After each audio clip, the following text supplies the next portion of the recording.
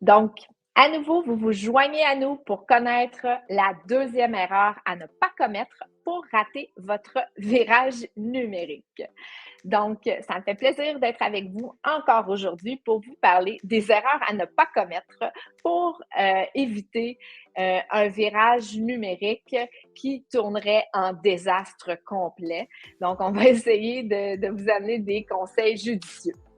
L'erreur la plus fréquente, la deuxième, correspond à une erreur qui suit la première.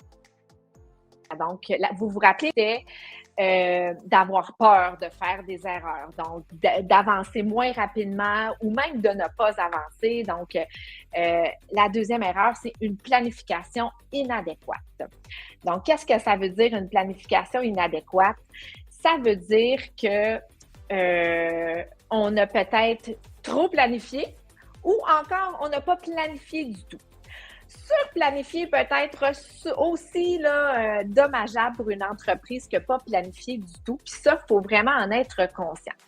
On ne peut pas envisager tous les scénarios possibles. Puis quand on le fait, posez-vous la question. Peut-être que vous avez peur de faire des erreurs, donc vous essayez d'envisager tous les scénarios possibles. Les entreprises là, qui entament une transformation, un virage non planifié, se retrouvent souvent dans la même situation que celle qui passe une éternité à planifier. Donc, ça devient très, très important de trouver votre juste milieu puis de passer à l'action. Ici, ce qu'on veut que vous reteniez, c'est vraiment de vraiment avoir une planification très posée, mais en fin de compte, avec un début puis avec une fin. Ça ne sert à rien de trop planifier, mais ceux qui ne planifient pas du tout, en fait, c'est presque un échec automatique au changement. Donc, dans ces cas-là, ce qu'on recommande, c'est une planification adéquate en fonction de la grandeur de votre entreprise. Donc, soit un diagnostic, soit un plan stratégique numérique. Donc, il y a plusieurs outils qui existent pour arriver à faire ça. Ensuite de ça, on va essayer d'identifier nos besoins et ensuite de ça, de les prioriser.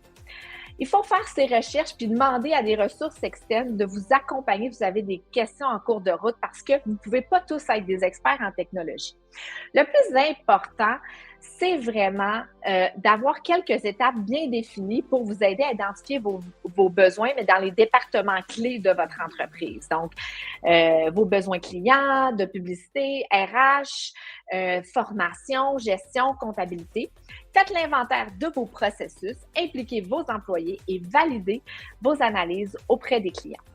Ensuite, vous pouvez déterminer les enjeux qui sont les plus importants pour votre entreprise, puis faire une liste de priorités.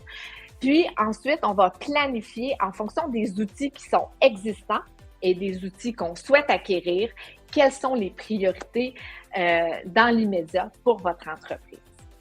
Donc, encore une fois, ça devient extrêmement important d'être connecté, en fait, avec votre entreprise puis votre planification de virage numérique pour éviter de commettre cette erreur.